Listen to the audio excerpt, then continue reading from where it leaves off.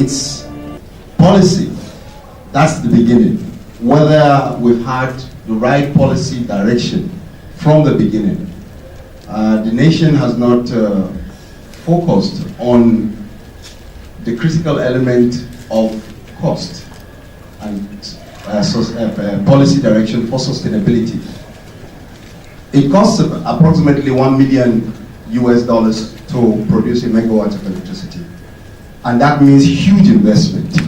Whether or not you put in place the entire budget of Nigeria, it probably would not give us sustainable power.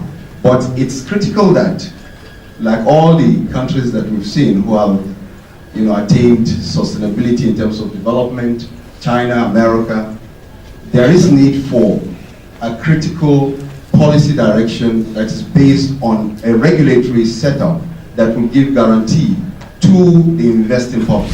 As we speak today, there are over 20 institutions within the Lagos Island that enjoy 24 hours uninterrupted power supply. We have the power stations, micro power stations that have been built on the island, in Alausa, in Ikeja, in Akute, by the same single state government. They have said to themselves, why are we waiting for these policies to be changed? I remember the introduction we've been at this since 1982, where we're still talking about it today, and if we all keep waiting for these so-called policies to change as slow as they are, we might just not be where we want to be, when we want to be. And I believe that if the government on federal level feels the pain of we the consumers a lot faster, feels the pains of the consumers a lot quicker, maybe those policies will change a lot faster. NEPA then had beautiful program of how to provide power for Nigeria. I remember there was that dream of having a super grid, 750 kV line, 20 years ago, but that never came to fruition. It remained on the drawing board. And look at all the noise, all the money pumped. You remember the $16 billion this young man was probing that time, $16 billion. If according to his calculation, $1 billion can give us, $1 billion can give us 1,000 megawatts. If you do the arithmetic, we should be having 16,000 megawatts. Then there won't be power poverty again in Nigeria. But unfortunately, corruption. There are these huge budgets going to the power sector. Hey, NEPA is, it's not serious. NEPA is not generating. NEPA is not doing that. But was it actually NEPA? No, the politicians. That's why we are here today.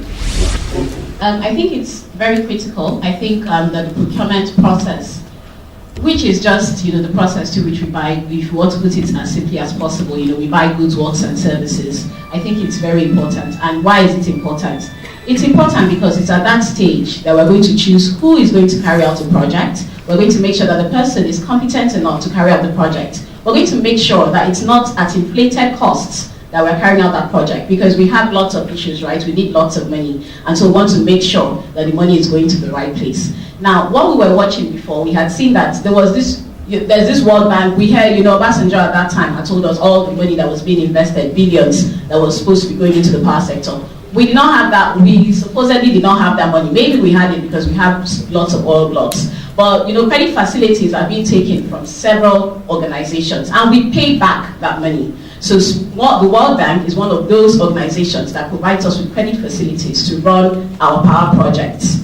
And then you ask for, and the only way, okay, so if we take it that, the best way to verify any public service is what you get. If you see electricity in your home, you can verify that there's public service, and maybe you will not even be, anything, asking questions around the money would only be, you just trying to participate in your government. But when you don't have the service, then you really want to know, okay, and this money was given, where did the money go? We should be able to verify what is going on. And once people start to refuse you access to verify, that's a red flag. You know, it's like, okay, what's happening here? Why wouldn't you tell me if you have said, first of all, it's my money, whether you got it from the World Bank or wherever it is you got it, because I am going to pay back because I am Nigerian, and it is from these taxes that we pay in different ways, or our collective resources from the extractives that will be used to pay back this loan. No matter how much money you get there, if it's not going to where it's supposed to go, we'll keep putting money there. It's like a bag that is leaking. It's the same thing I would say for the security sector or any other sector. You know, we must be sure that we know where it's going, how it's going to be used, and we have to get to that. And that's why we're interested in the entire process, making sure that those leaks are blocked. And that's what this has that's what it has been about for us pretty much. The mentality of a private sector investor is not that of somebody who wants to come cap in hand to any government official and say, I want contract. No, he doesn't want that. He wants certainty of return on his investment. And the certainty of return on your investment in the power sector, first and foremost, starts and probably ends with your tariff. So what NERC has done as its first priority was to put in place a multi-year tariff order, which is an instrument for guaranteeing that within a 15-year path, you would see how your money will be coming back to you. So you come in, you sign into a PPA agreement with, if you're probably a generating company, you sign a PPA with a disco. And what happens is that you know that this man will supply me 10 megawatts of electricity for 15 years. And for 15 years, this is how I'm going to get my money back. It doesn't matter whether it's 2% interest after all of the costs are covered. And there's a unique thing about the power sector. Anybody who comes to invest in the power sector has all of his costs covered. It is called revenue requirement. It is critical. So you see that when somebody comes in and says it's a power sector investment, he comes in with plenty of money. He doesn't make so much money at the beginning, but with efficiency, he increases his profit margin.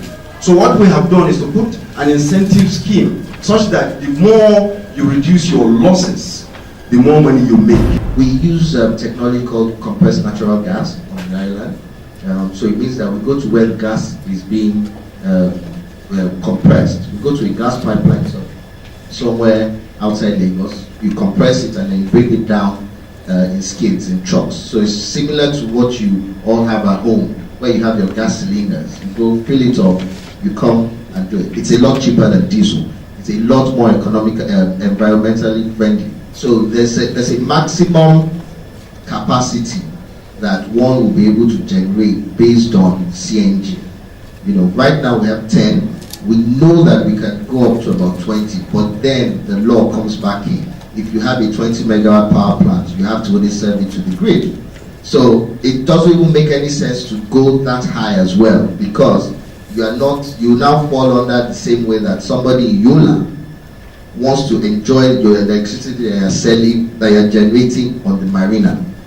There's no preference between you, somebody in Sokoto, and you right next door to the power market we have now was designed in such a manner that we would transit, systematically.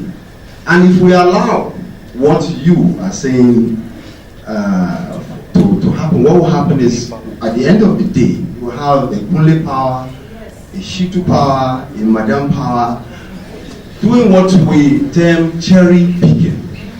And what that does is that it kills, and of course what it does is equally it makes people like Kunle to have electricity, people like myself, maybe I'll come close to having electricity, but the generality of Nigeria would not have electricity.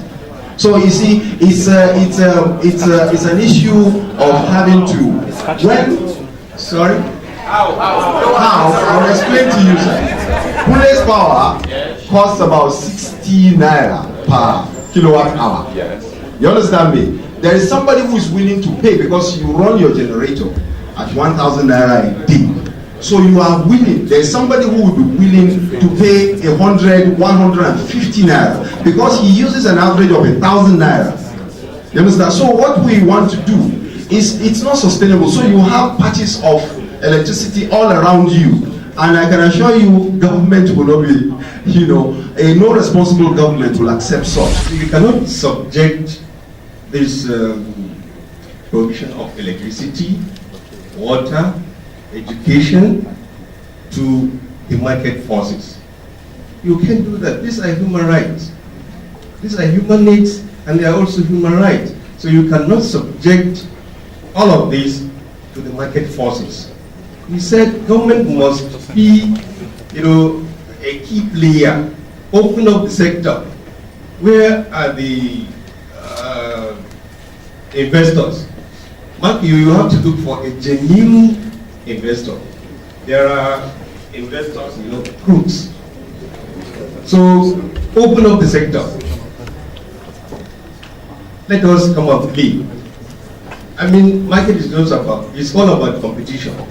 Government, do your own thing. Keep providing power. Investor, if you think you have the capacity, come and also provide power.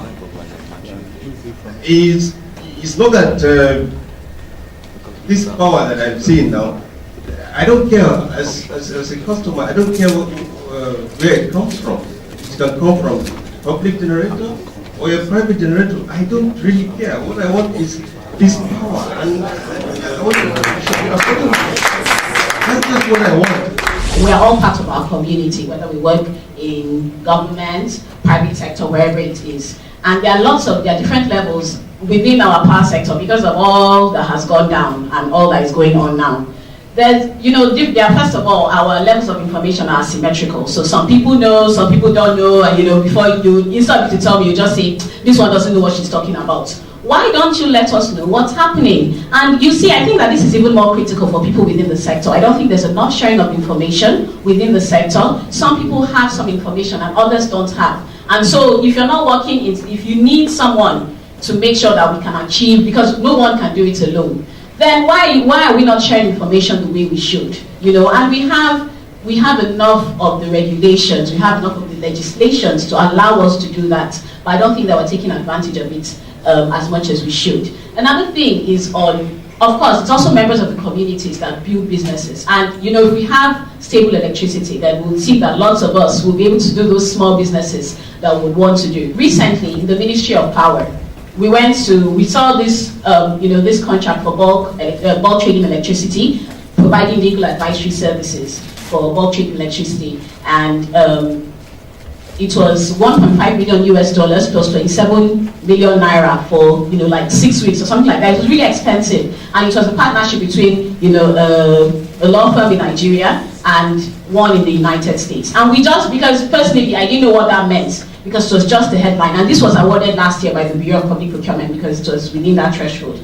And we just asked for details of this. Now, the Ministry of Power, to their credit, on other information, if we just ask for project they've undertaken in 2013, they're happy to give us the figures and levels of implementation. Now we come across this thing and we ask about it, and suddenly nobody knows what's up. This is a contract that has been awarded, which the budget office has said money has been released for, but we are now looking for who has the information. Ministry of Power says, yes, it was awarded through us, but it was actually not us. We should go to the Nigerian Bulk Trading Electricity. We go to Nigerian Bulk Trading Electricity. Nigerian Bulk Trading Electricity Company tells us that we should go to the Bureau of Public Enterprise because it was in 2000 and God knows what, but it was awarded last year. The Bureau of Public Enterprise does not respond. So who is monitoring the execution of this? Who is making sure that, who even knows the terms of this contract? If everywhere we go, nobody can give us, some details of what this entails, what we should expect to see from this contract. It's the same with some of the power sector contracts we have monitored. You see something, it's there.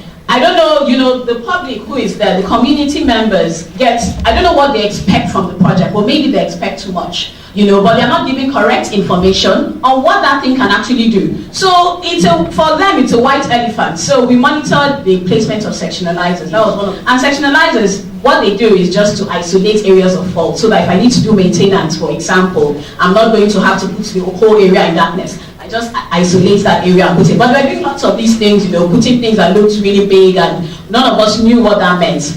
And but even when the community members come to ask what this is for, they tell you, when you have this thing, you have lights, but that's not exactly what it's going to give you. So it's wrong information, and it builds the the loss of confidence that already exists. So, and the only way, given our current circumstance, given where we are in Nigeria and the levels of mistrust that are rising by the day, the only way to start to build that trust, if we need 10 years to fix electricity, whilst other people do, while we rely on our alternative energy that is destroying our lungs, why don't we, why won't we have information on what's going on? Why won't we be kept? It's not expensive to invest in making sure people understand what you're doing. It's not when things blow over we react and call a press conference and say, no, this is not actually what happened. You did not have the information. You go to lots of fora, and people are telling you that you don't know what you're talking about. It's because you don't have enough. So why don't you give us information? Why don't you allow people to know? Why don't you? Because another thing that will happen is that